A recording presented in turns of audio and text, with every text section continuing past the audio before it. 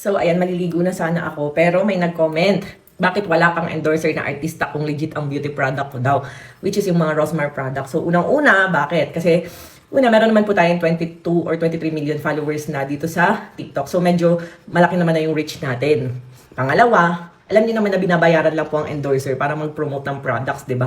So ako kasi, hindi ako fan ng ganun. Mas gusto ko yung real users, real feedback. Kaya kung makikita nyo, mga Rosmar user ang nagpo-promote ng product ko kasi parang product is speak for itself. So hindi ako, pero hindi ko naman sinasarado yung possibility na mag-hire ako ng artista or magbayad ng artista or endorser or what para i-promote yung aking product for more, parang more reach, ganun. Pero kasi nga, tulad ng sinabi ko, yung mga artista kasi na ganyan or yung mga endorsers, mga influencers, alam niyo naman siguro na binabayaran sila para i-promote ang product, diba? Iilan lang yung mga kagaya ko. For example, meron kasi mga nagpapapromote sa akin na kapag hindi ako hiyang sa product, kahit ang laki ng offer, like parang isang video, 6 digits, ganyan, hindi ko tinatanggap pag pinimpulse ako or pag kung ano-ano yung balat ko or kapag food, pag hindi masarap. Kasi ayoko naman lokohin yung mga followers ko for the sake of money, for the sake na babayaran ako. Ayokong parang sabihin maganda, tapos pag try nila ang tsaka pala, ang pangit pala sa balat, ganyan, pipimpolsin pala sila. So ayoko, tinatry ko. Ang dami kong skincare dito na bayad ako, na follow up na ako sa video, in-offer ako 6 digits, ganyan, pero hindi ko pa rin pinapakita or pinopromote. Talagang namimili din ako. Tumatanggap pa rin naman ako ng mga promotions. Kasi syempre, sayang din yung pera, di ba? Pera is pera pa rin. So tumatanggap ako, pero namimili nga po ako ng mga ipopromote kong product na hiyang ako, na hindi ako tatagihawatin, or hindi ako pipimpulsin, ganun. So yun po yung dahilan. And alam naman natin na ang mahal-mahal din mag-hire ng mga artista. Like kita nyo naman nung first anniversary ng Rosmar brand, diba? Ang dami natin nun. Michael Pangilinan, Andrew E, Vice Ganda, sino pa ba yung mga kinuha ko nun? Basta sobrang dami. And ang mga rate nila normally is million talaga. Lalo na siguro kapag product promotion, mga ganyan. So ayun, hindi ko sinasarado yung possibility. Malay mo soon, pero hindi pa siguro sa ngayon dahil yun nga. Kasi parang, di ba, parang logic lang naman.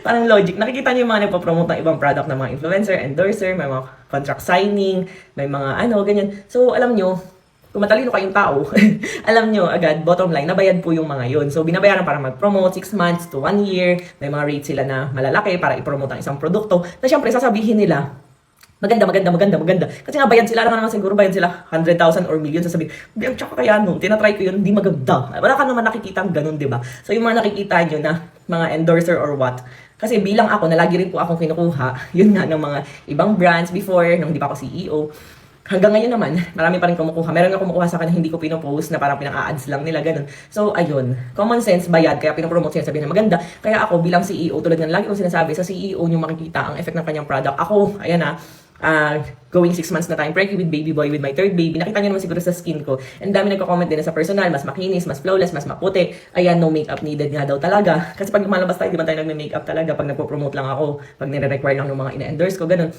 So, ayan, sa akin yung mismo makikita yung effect ng sarili kong product. Nakita nyo na wala naman tayong pimples, di ba?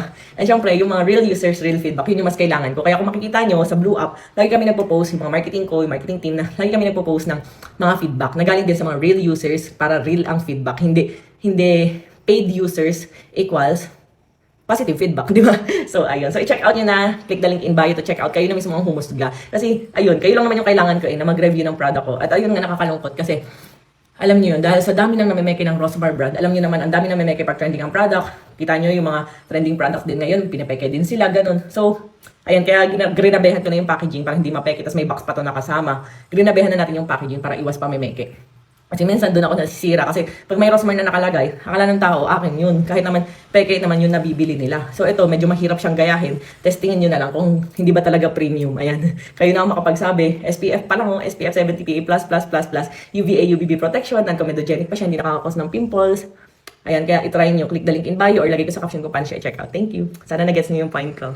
Pero syempre, hindi naman ako against sa mga taong kumukuha ng mga endorsers, artista, ganyan, para mag-promote ng kanilang product. Tulad nga may nakausap ako isang CEO. Sabi ko, effective ba talaga yung pagkuha ng mga endorsers? Kasi hindi talaga ako doon eh. Effective ba yung kumuha ng mga artista? Nabawi mo ba? Ano kinuha mo si ganito? Sabi niya, hindi ko naman nabawi. Pero brand awareness kasi, sabi niya sa akin ganun. Kasi daw, hindi naman daw kasi sila tulad ko na maraming reach, maraming followers. So, typical or normal na CEO lang daw sila na kailangan talaga kumuha ng mga endorsers or ng mga artista para makilala yung brand nila. So, in my case, siguro man, sobrang dami na nung 22 million. Ayan, patyagaan nyo na lang ang mukha ko. Ako na lang lagi mag-promote.